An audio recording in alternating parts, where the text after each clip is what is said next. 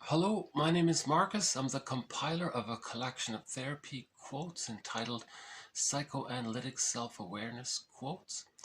This is TQ 531 to 538. Therapy quote number 531.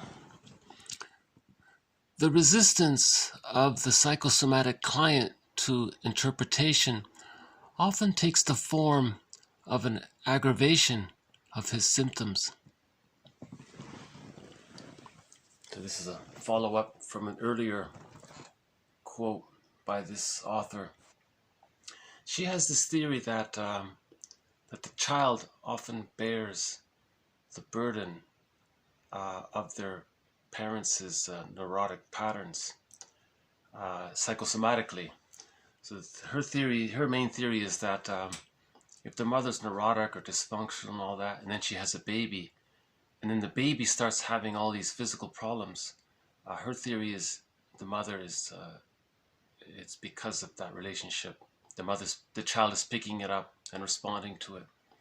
So she said you have to give an interpretation to what the mother is doing, something about her neurotic behavior.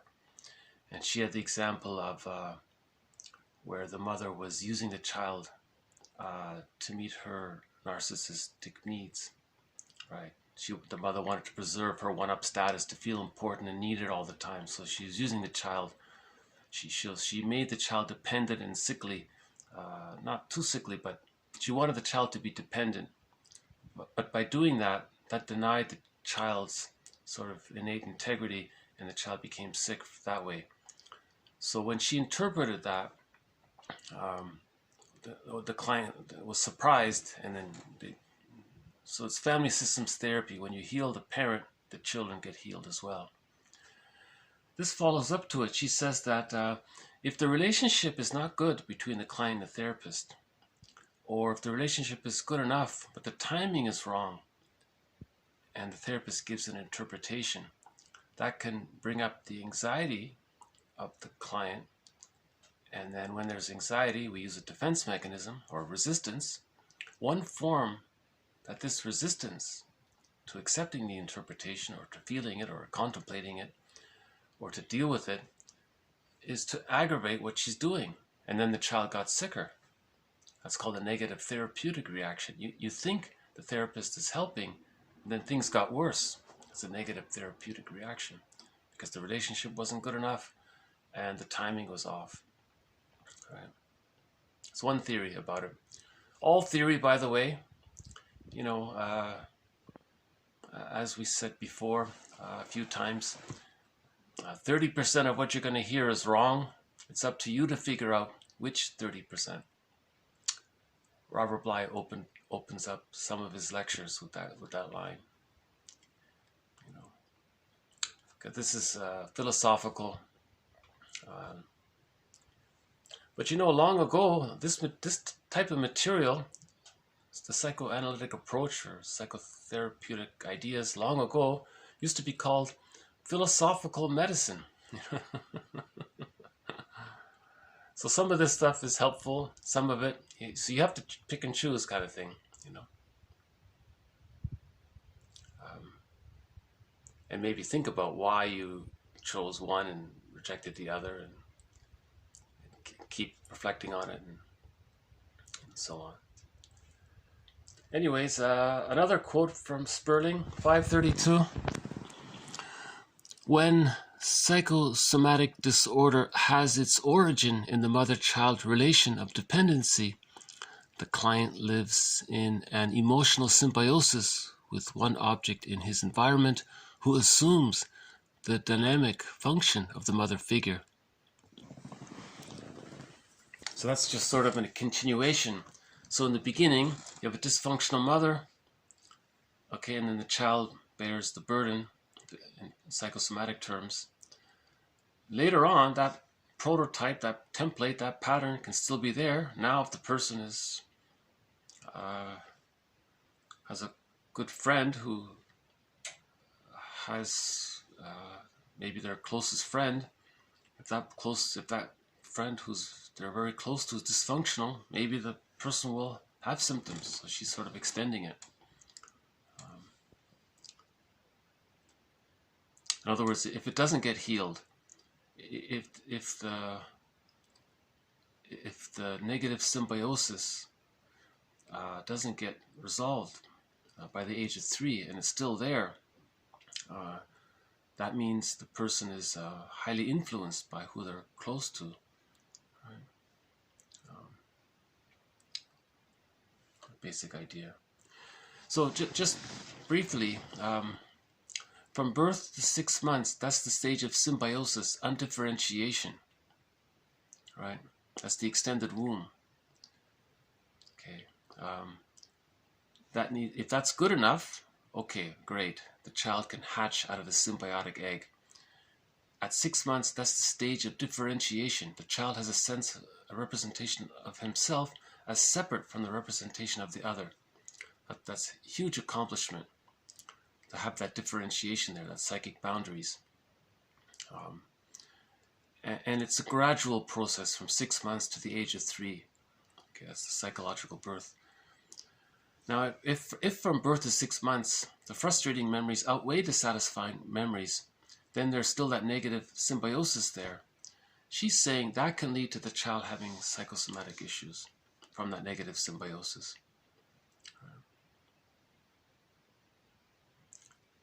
Yeah. So, and she had the interpretation, as just mentioned, she would interpret to the mother, you're using the child to meet your grandiose needs, to feel important, and the child is suffering, right? And then if the mother gets that, okay, she'll correct it. So heal the mother, and the child is relieved. Family systems therapy. In family systems therapy, you treat all members of the family at the same time simultaneously, because if one person is troubled, that's a manifestation of the trouble of another person. Usually the kids are the scapegoat for the parents' dysfunction. So you don't just treat the kid, you treat the parents and the kid heals, kind of thing. Because the kids usually want to keep the parents together, so they're willing to take some of the burden away because they feel very responsible, and so on. Okay, we'll move on to acting out. 553.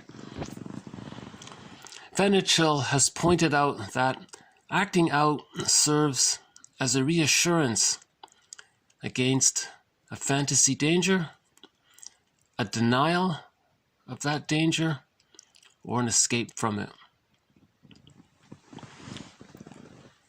So that's an immature infantile defense mechanism, right? You feel anxiety. Okay, so then you run to the fridge and binge eat.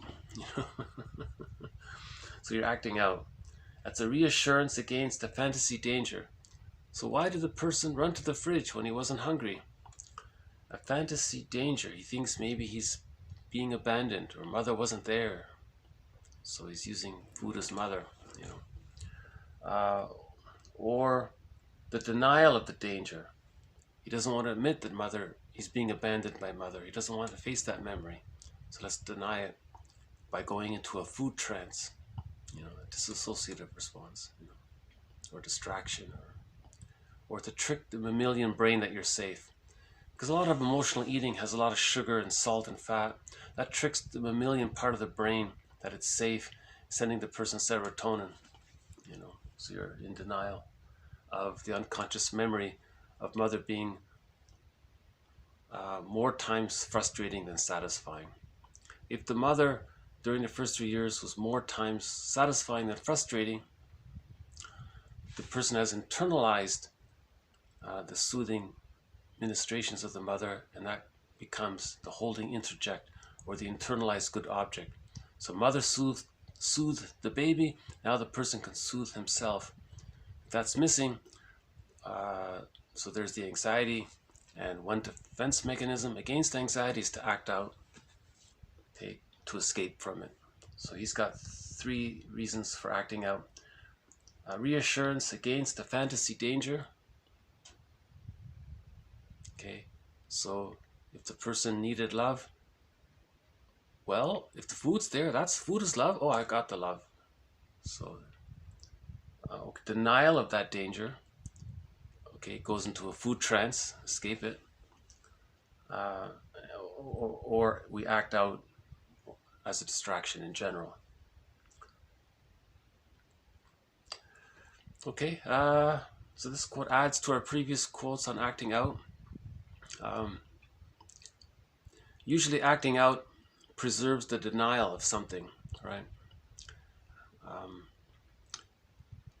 If a person has an insecure attachment style, that whereby the frustrating memories due to the frustrating memories with the mother outweighing the satisfying memories, thereby causing a split, okay, and which we deny, part of it, the half of it we deny.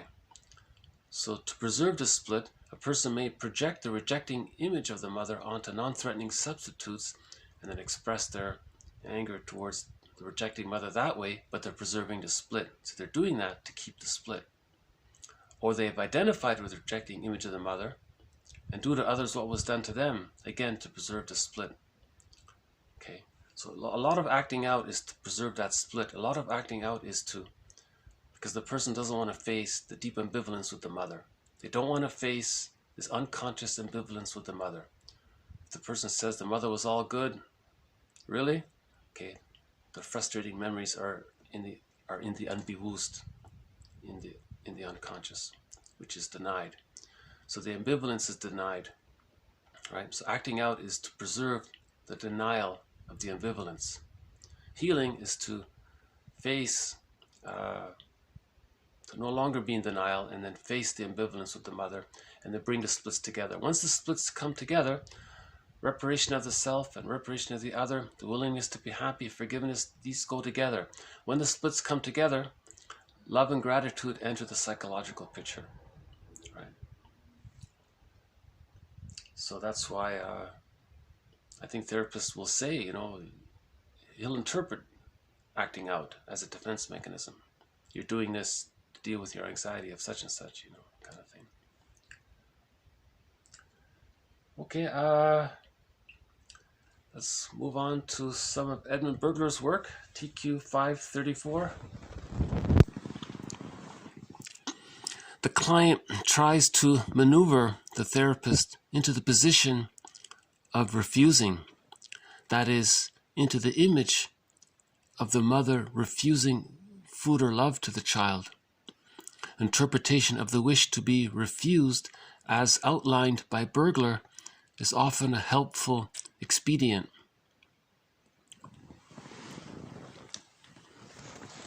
Okay, so just overly abbreviated in a nutshell, Bergler's theory is as follows, okay? It's actually quite a tough one, so I have to abbreviate it. I don't mean to overly reduce it this way, but just because this is just, that's why this is a series. Each time we mention Bergler's work, it just adds a little part of it. So Bergler's theory is like this. So we're talking about an insecure attachment style. Okay, when the frustrating memories of the mother outweigh the satisfying memories. The mother's misattuned, the mother's distracted, not available, absent, for whatever reason. Not to blame the mother. She may be caught in her existential dilemma. Okay, so we're not just blaming her, we're just trying to understand what's going on so we can heal.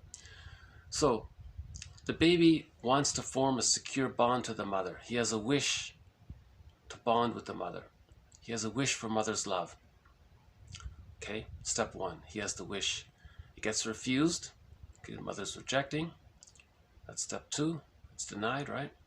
Step three, the baby wants to protest. He doesn't have the motor skills. He doesn't even know how to speak yet.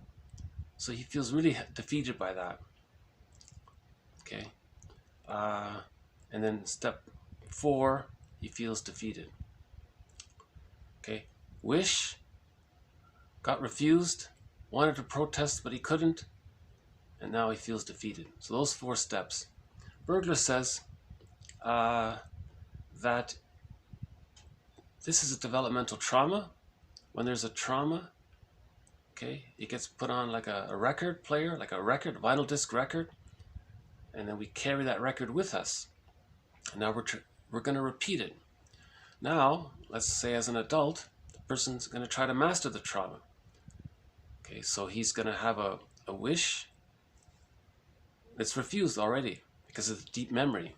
So let's call the deep memory of those 4 steps of what happened. Let's just call that the superego, the deep memory of all that. So the person wants to have a wish about his real needs that gets refused. The superego says no. Remember what happened? That's steps 1 and steps 2. Now the person's an adult. He's going to protest. Okay, but the end result is going to be defeated. So his protest is to be refused. So this is called pseudo-aggression. So whatever he's doing now to protest against the mother is going to lead to the defeat. Okay. Now in the therapy, this whole mechanism is called psychic masochism. That's his theory. He's calling it. Again, jargon. Forgive psychology for its jargon, as Robert Bly says. So that's the theory of psychic masochism. The child goes through these 4 steps. Then as an adult, he wants to repeat it. But now in step 3, he's going to protest, because now he can protest. But his protest is in service of those 4 steps. So that's why he's going to be disappointed. So we can say that's the unlived life, let's say. Someone called this humanity's 4th narcissistic injury. If you understand this theory, it's very humbling to think that what we're doing may lead to maybe a pseudo effort to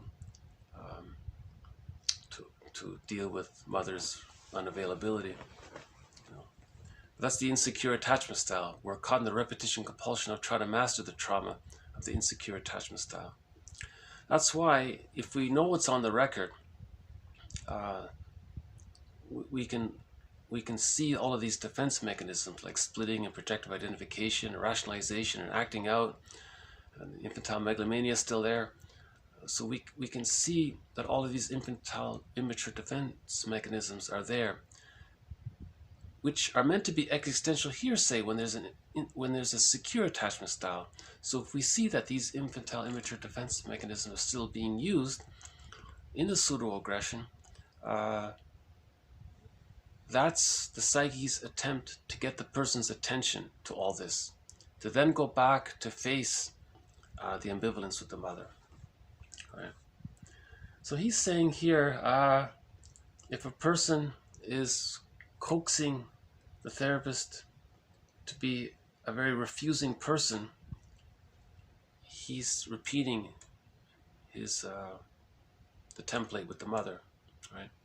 So he's defeating his therapy or something. The therapist wasn't good, so he wants the therapist to fail because he wants to communicate that the mother rejected the baby. So he wants to get the therapist to reject him or be of no use, of no value to him. He's repeating the developmental trauma. Right? So he's saying here, okay, go to Bergler. It's a quick theory. It's helpful. It's a helpful expedient.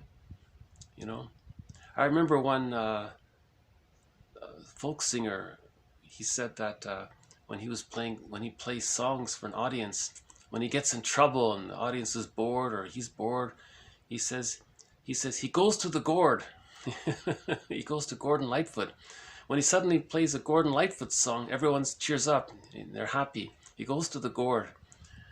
I think in this quote here, he's saying, go to the Edmund Bergler. Go to Bergler. So if you're dealing with a client, go to Bergler. If you're in trouble trying to help a client, go to Bergler. It's a quick, it's a helpful expedient, he says. Because he has a very packaged explanation that may be correct. He may be right. He wrote 24 books and 300 papers, spent his whole life on it. So it's something to consider. It's a tough theory. He uses a lot of jargon. I've overly simplified it in the hopes of keeping interest in the theory alive. Bergler would say, people misuse reality so they can feel defeated. He has the theory about the gambler or something. He knows he's going to lose money at the casino, but so he projects the refusing mother onto the slot machine, and it gets refused. That kind of thing. So we've had a few quotes by Bergler already, and we'll have more in the future. TQ 535 is a brief follow-up to Bergler's theory. Quote, self-harm to harm another must be interpreted. The theory here is that sometimes a person wants to make another person feel guilty. So they put themselves in a hard position with the hopes that the other person will feel bad about it. Okay, so he's harming himself in order to punish the other person. This is common in relationships, I think. We had a quote before from a soap opera. The guy was in love with the girl, and the girl was unrequited. He pleaded with her, and she said no. So he did something foolish to make her feel guilty. And her reply was, don't punish me. Don't punish me by punishing yourself. Something like that. So this kind of thing has to be interpreted. So here is where Bergler comes in. Bergler's theory can be a helpful expedient for this kind of thing. Right? Because one of his theories is that the person is trying to show up the mother. He's trying to tell everyone how bad the mother was. If he lives an unlived life, why? Well, look, that kind of thing. Okay, speaking of Bergler, 536. Acting out in the form of a negative magic gesture is the denial of the childhood past by impersonating the cruel parent, the other being cast in the role of the actor's own mistreated self. It demonstrates in caricature how unkind the parent really was. Okay, so if a person is identified with the aggressor and they do to others... oh, hold on, we got a visitor here.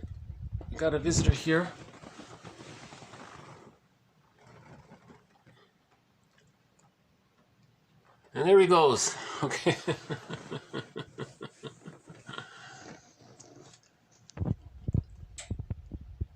So the crow didn't hesitate this time. He just took it and flew off.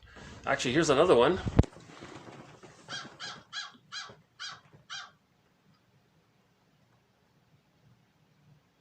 And he does the same thing. Okay.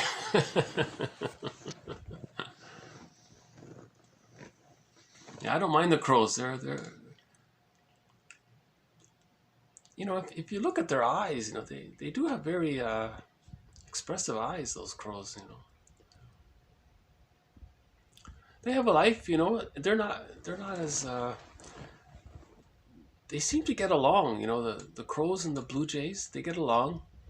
I sometimes suspect that the crows leave some of the food for the blue jays. I don't know if it's on purpose. What happens is, in the morning, the crows will take some of it's left, then the blue jays come afterwards. I don't know if it's by accident or whatnot. Anyways, okay. Enough of the... Okay, so this is called a negative magic gesture. He's saying, if the person is identified... That's the narcissistic pattern. If the person becomes the mother... So remember, the mother exploited the child. The child grows up, acts like the mother, then he exploits others. He's doing to others what was done to him. That's a negative magic gesture. He's trying to say, see what I'm doing? That's what the mother did to me. He's trying to show up the mother. he's trying to demonstrate in caricature, and he's sort of exaggerating it sometimes, how unkind the parent really was. Bergler has a theory called the grand design, where a person designs his whole life. His whole purpose in life is to show up the mother. It's called the grand design. Interesting theory in one of his books. I think it's in the book Curable and Incurable Neurotics, that one. It's a thick one. It's a good book, yeah. Some of Bergler's books are very short and thin for the general public. Some are these thicker ones. Yeah. Okay.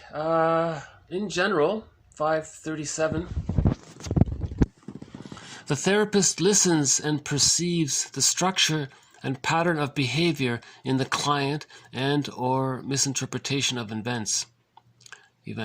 When this has become clear and when he believes the timing appropriate, he brings this pattern to the attention of the client. This pointing out of common denominators in behavioral patterns and apperceptive distortions is called interpretation. In psychoanalysis, negative transfer is as useful as positive transference. Oh, well, hold on, we got the two are back. And there he goes. That's the younger one by the looks of it.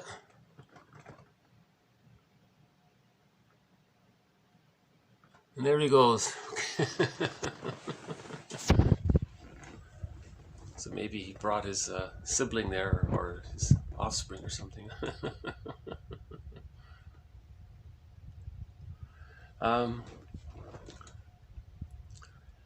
So that's a general description of what the therapist does. The therapist listens and searches for the structure and pattern of behavior in the client.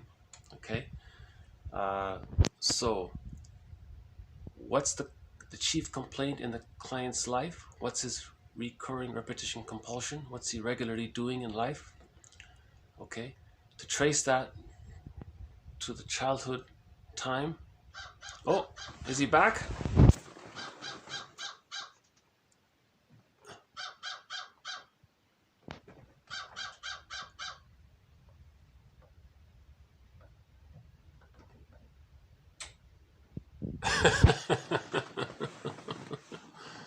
That's the happiest I've seen them.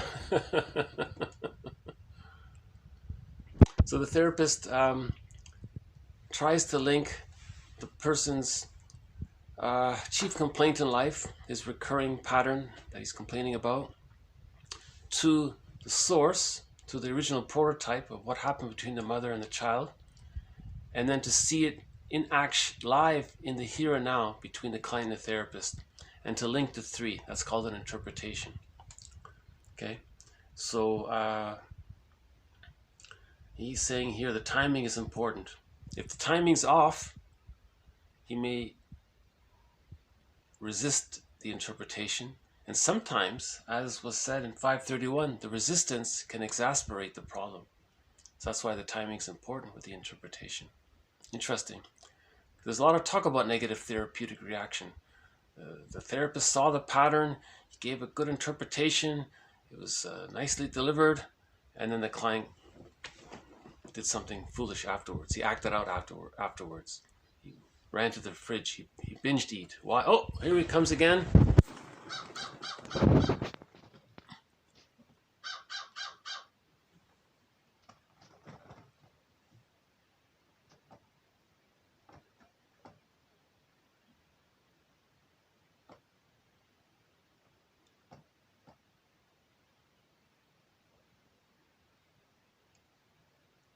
And there he goes. Okay. They can be quite quick, huh, you know. Sometimes I'll put some snacks out for them, and I'll step away, and I'll come back, and they're all gone. I didn't even notice they came.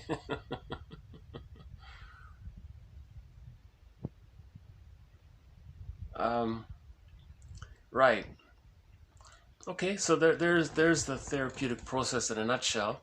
The therapist looks for the patterns. Okay. provides an interpretation. An interpretation links the three just mentioned, and the timing's got to be right, and the relationship has to be good. The therapist must like the therapist. The client, yeah, it's mutual. They both must like each other, you know. And negative transference is as useful as positive transference. So it's all useful. If the client is projecting the rejecting image of the frustrating mother onto the therapist, you can learn from that. If the client projects the satisfying, the loving image of the mother onto the therapist and wants more, a positive transference, that's also useful to understanding his patterns. Whoever aspires unweariedly is not beyond redeeming, says Faust, quoted by Karen Horney. So we'll just conclude on a slightly poetic note. The striving itself is of intrinsic value. As Goethe has said in Faust, whoever aspires unweariedly is not beyond redeeming. So Karen Horney keeps saying, life is there, life itself is therapy. Karen Horney is very positive about healing. She believes healing is very much alive and possible, and no one is beyond redeeming as long as you keep trying. Should we get take another look at these guys?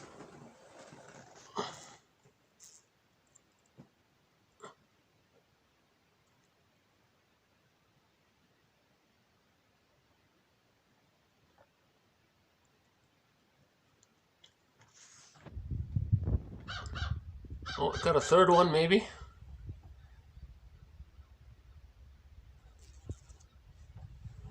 And there they go. Okay. So I'll leave them in peace. Okay. Sometimes a whole flock of baby crows arrive. It's quite interesting. And they can fly in unison and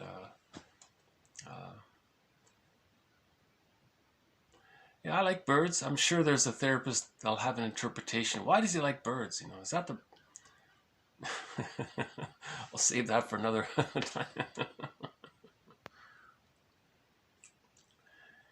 Karen Horney is very humanistic. She's full of heart and love for people and for her clients. You can feel it in her books. She was a very caring, compassionate woman. And she's very optimistic about the healing journey. She says, just stick with it. Like Robert Bly says, 10 minutes a day. Read this stuff 10 minutes a day. Read what you find interesting. Put the other stuff aside. You may come back to it later. One place to start is the Enneagram. It's not a bad place to start. It's not too psychoanalytical, but it gets you interested in psychology because it points out different personality styles and how one under stress becomes like another personality style, sort of like the shadow. And if one personality type feels secure, he develops the positive traits that's also in his shadow, you see. So there's a little psychoanalyticness, there's some psychoanalysis within the Enneagram, but by and large it's just about the personality types, and you can usually recognize which type you tend to be, and you can see your shadow on the wings, on the two sides of the number, right? So the Enneagram's not a bad place to start. Just read that for 10 minutes a day, and then move on to Karen Horney maybe, or James Masterson, or others, and any other ones. The literature on codependency is good. I think Melanie Beattie has a bunch of books on that. Yeah, it's scattered, the material is very scattered. I think Klein is very helpful to heal the splits. Ultimately, if we can heal the splits, love and gratitude enter the psychological picture. How do we heal the splits? We have to recognize that the frustrating memories of the mother are denied. We don't believe it. It's too painful. So we deny it. But it comes out in other ways. It comes out through splitting projective identification, through prejudice, infantile megalomania, acting out to preserve the split, to preserve the denial, to keep that unconscious ambivalence unbewusst. And to know thyself is we have to know the unbewusst, right? The unconscious. The striving itself, so just the search, just searching for yourself, that has intrinsic value. You know, read psychology for 10 minutes a day. Start with the fluffy stuff, that's okay. You'll get bored with it maybe, and then you'll look a little deeper. Or not, or maybe you start reading deeper stuff directly. There's a lot of jargon. Like Robert Bly says, forgive psychology for its jargon. Just forgive it. You know. This series focuses on Margaret Mahler, the developmental psychology, the separation individuation process, and the psychological birth. Okay. It focuses on Masterson's theory, the Masterson approach, where he combines attachment theory and Margaret Mahler's theory. This series includes Edmund Bergler's theory, briefly mentioned here. Quotes from Karen Horney are sprinkled throughout this series. Fairbairn, Rinsley, Solani, other object relations theorists are here in this series. Again, the striving itself is of intrinsic value. As Goethe has said in Faust, whoever aspires unweariedly is not beyond redeeming.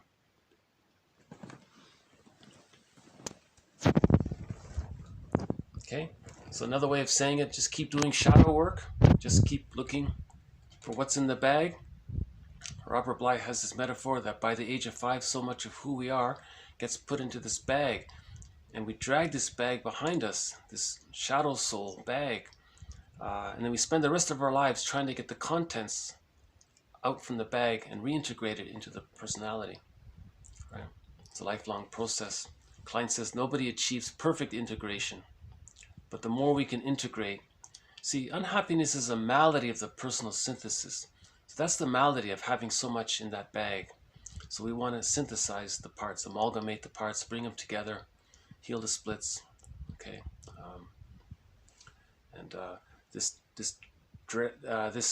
bag that we drag behind us, Robert Bly says, if we were to personify all of these contents, it would be as if it were somebody walking with you who's not like you, but who is you, or the stranger within, or the secret self. In literature, it's called the double, the motif of the double. Okay. Yeah. The feeling self is in the bag. We are what we feel. So, right? The real access to the real self is in the bag. Okay. We only get access to the real self when we heal the splits and mourn. Splitting precludes mourning. We have to mourn to get to then be able to get the real self out of the bag. All right. And with the real self come the capacities of the real self, as described by Masterson. You know. So just stick with it and take needed rests. And whenever you need a rest, take a rest. Let it digest. If you're getting dreams, that's a good sign that what you read was helpful. So in other words, we're all Faustians, you know.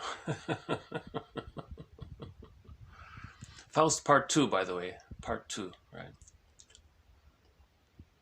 Robert A. Johnson describes Faust Part 2 in one of his books. Yeah.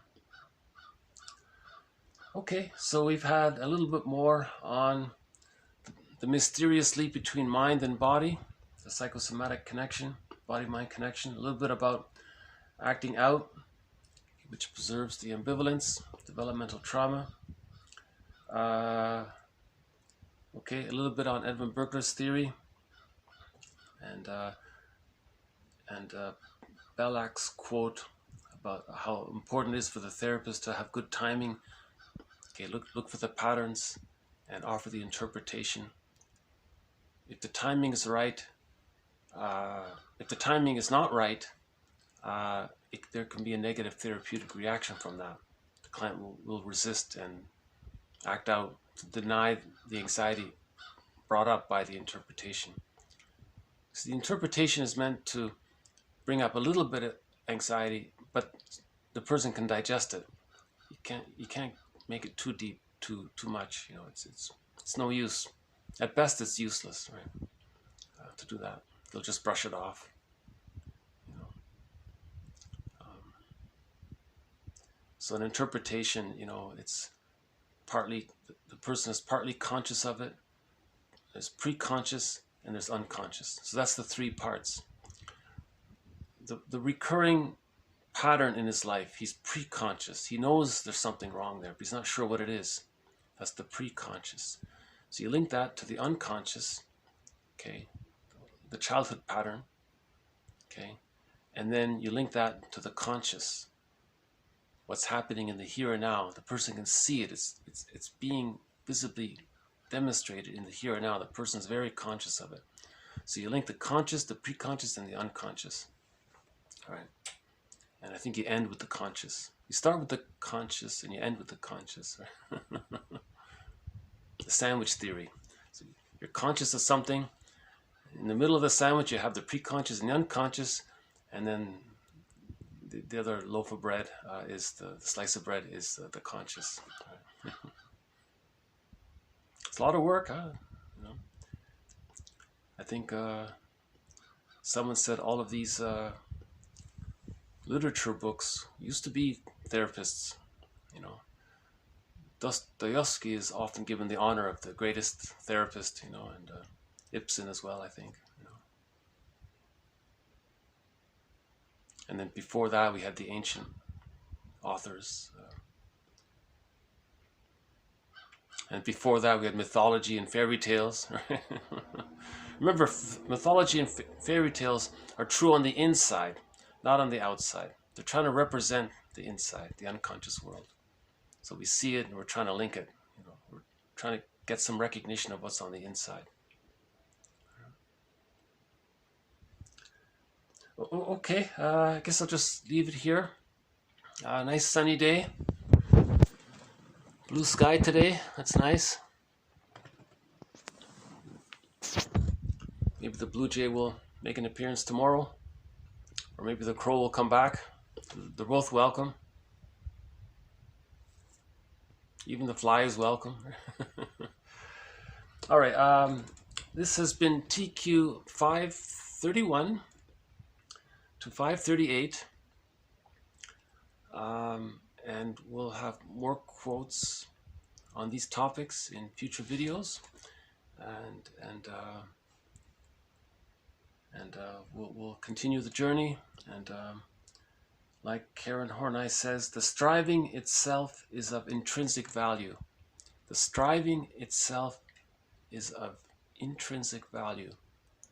Okay, as Goethe has said in Faust, whoever aspires unweariedly, so just stay with it, is not beyond redeeming. In other words, we can heal the developmental trauma. We can face the unconscious ambivalence. We don't need to stay in denial.